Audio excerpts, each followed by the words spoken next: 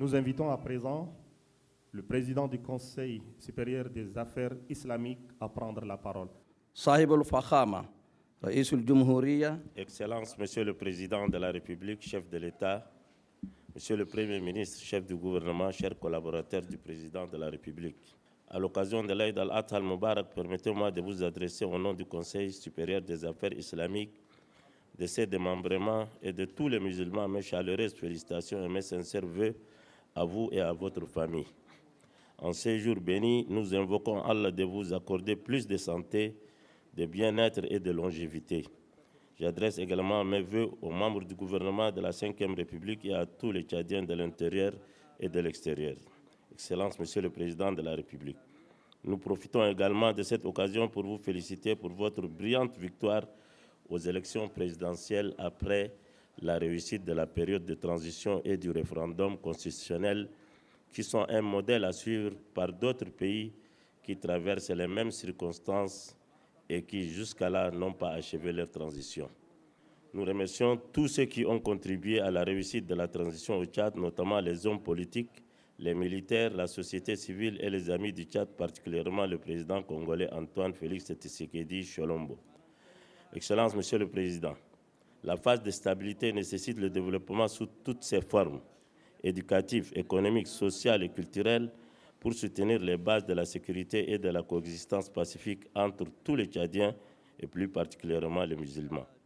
Nous vous assurons, Excellence, Monsieur le Président, de la poursuite de la cohabitation religieuse qui garantit la sécurité religieuse et sociétale. Et cela exige le renforcement de l'institution responsable des musulmans dans notre pays afin que les décisions, les déclarations et les fatwas qui régissent les affaires musulmanes ne soient pas contradictoires. Pas plus qu'hier, certains ont empêché les gens de jeûner le jour de Arafat, prétextant qu'il est tombé un jour de samedi. C'est une fausse fatwa. Des prédicateurs, Monsieur le Président, viennent de l'étranger sans passer par le Conseil supérieur des affaires islamiques et font des prêches en désordre. À cet effet, nous demandons à votre Excellence de donner ferme orientation aux autorités compétentes de ne pas s'immiscer dans les affaires religieuses, sauf à travers le Conseil supérieur des affaires islamiques et ses branches, car certains responsables politiques, chefs traditionnels, administrateurs et hommes d'affaires s'ingèrent dans nos affaires religieuses et cette ingérence bouleverse notre travail. Donc ils doivent arrêter ça et chacun doit travailler dans son domaine de compétences. Excellence, nous saluons également votre position dans le règlement des revendications des syndicats de travailleurs. Cet aspect est considéré comme aussi une garantie et une stabilité pour notre pays. Monsieur le Président, il n'est d'ailleurs un secret pour personne que le citoyen tchadien souffre actuellement de la cherté de vie et des matériaux de construction de base. C'est pourquoi nous espérons que vous donnerez vos hautes orientations afin de soulager les souffrances du citoyen tchadien. Excellence, nous condamnons fermement ce qui se passe sur les réseaux sociaux qui dénaturent la réputation du Tchadien, notamment des familles et certaines personnalités. Nous souhaiterions que vous donniez vos instructions pour mettre fin à ces phénomènes étrangers à notre société. Nous, en tant qu'organisme, cherchons à travers nos plateformes et nos moyens à fournir des orientations et des conseils pour lutter contre ces phénomènes qui ne conviennent pas à notre société.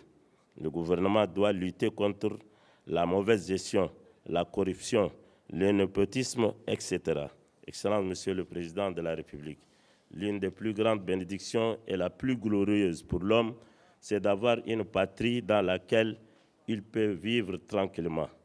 Dieu Tout-Puissant a dit à travers le prophète Abraham, « Ô mon Seigneur, fais de cette cité un lieu de sécurité et fais attribution des fruits à ceux qui, parmi ses habitants, auront cru à Allah. » Le prophète Abraham a demandé la sécurité avant la subsistance. Nous regrettons ce qui se passe dans les pays voisins comme la guerre au Soudan et nous devons contribuer à la résolution de ce problème des Soudanais à travers le dialogue.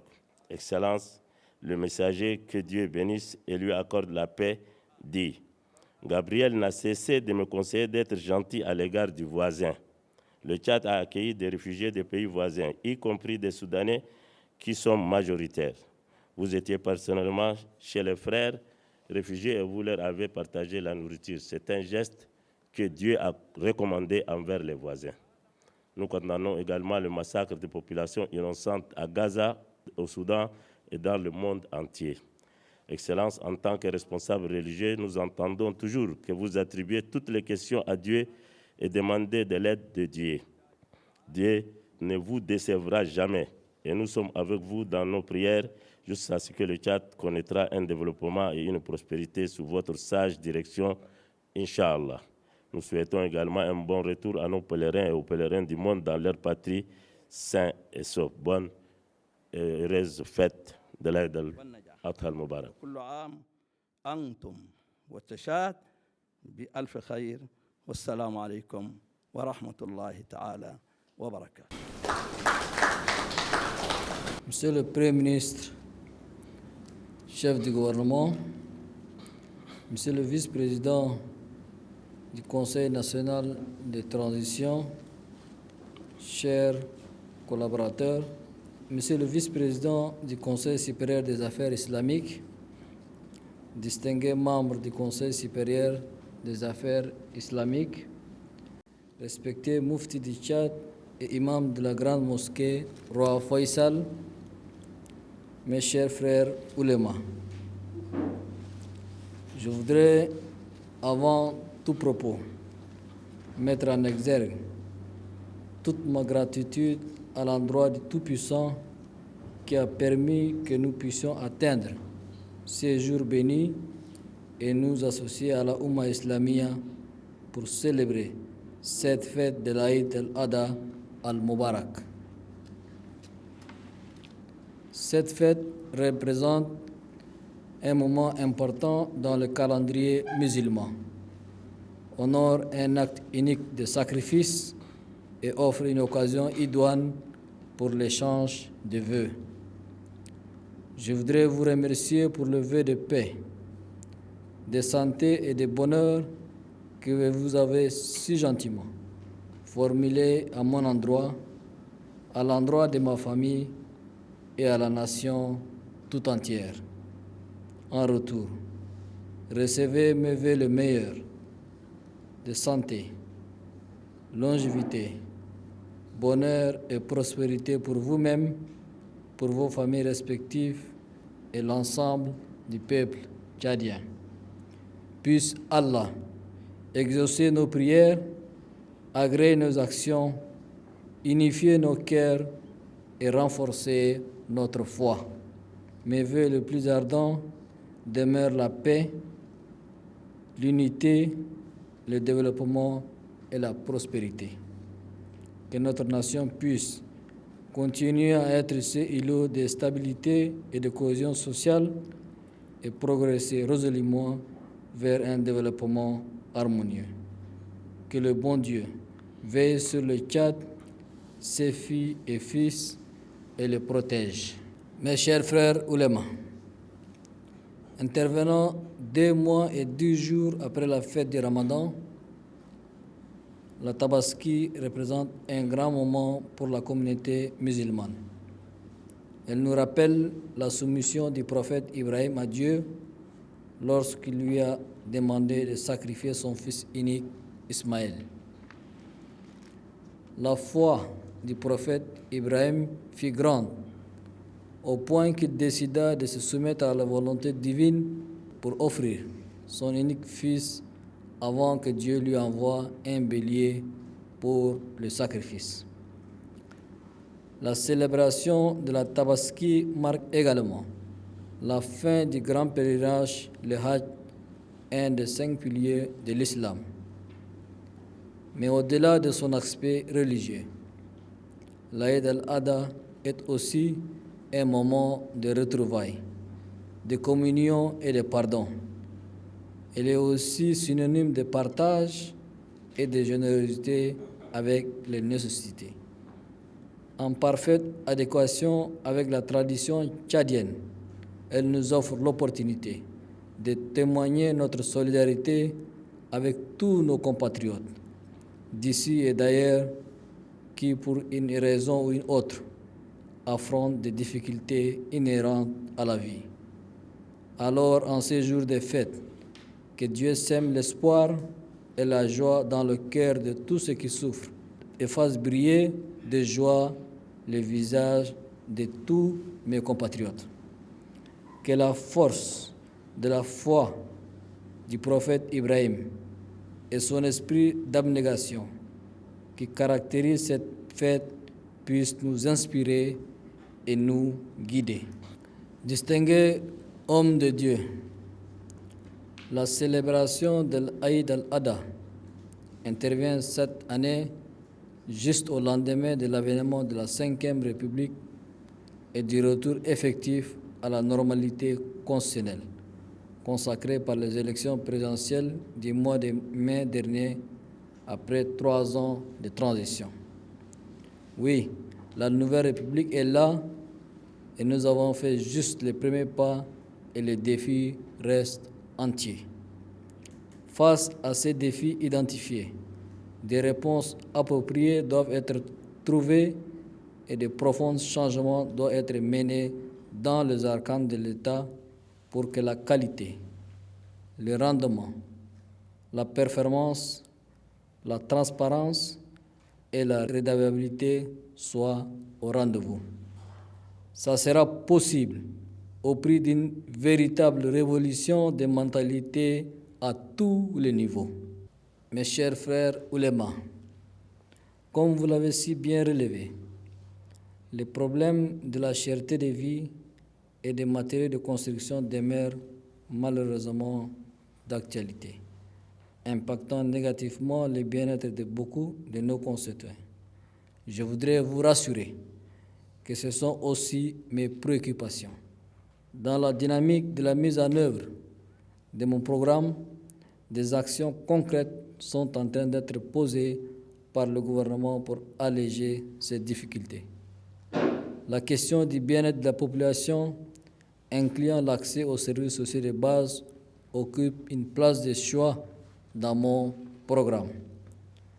Je suis également conscient que des pratiques néfastes comme le népotisme, la corruption, le pot de vin et le détournement continuent de gangréner encore notre administration et plomber nos efforts d'assainissement de la vie publique.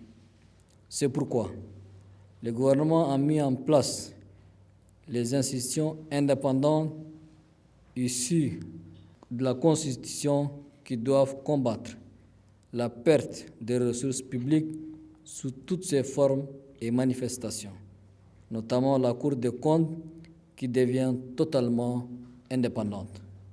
À cela s'ajoute la nouvelle autorité indépendante de lutte contre la corruption.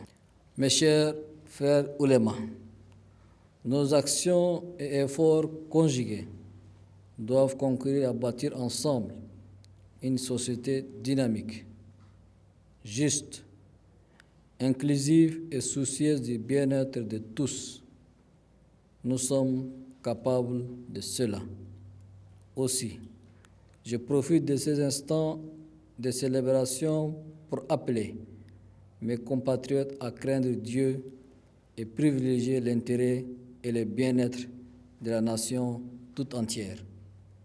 À vous, hommes de Dieu, je demande spécifiquement votre implication active pour nous aider à avoir des citoyens modèles, disciplinés, respectueux de nos valeurs morales, imbus de nationalisme, du sens du devoir et guidés par la défense de l'intérêt général. Des Tchadiens qui croient en leur pays et œuvrent quotidiennement pour sa prospérité. Vous devez amener, par vos prières, orientations et conseils, tous les Tchadiens à épouser les valeurs d'intégrité, de loyauté et de redevabilité envers la nation. Des Tchadiens fiers et jaloux de la grandeur et de la souveraineté du Tchad. Il ne suffit pas d'avoir des dirigeants justes. Dirigeants et population, chacun a sa part de responsabilité. Nul ne peut se soustraire de sa responsabilité. Assumons donc correctement nos responsabilités individuelles et collectives pour construire ensemble un pays en phase avec l'évolution de son temps, havre de paix et terre des opportunités pour tous. Mes chers frères oulémas, je n'insisterai jamais assez sur les vertus de la paix, de la stabilité et de la cohabitation pacifique, car les tragédies qui sévissent dans notre voisinage nous imposent cela.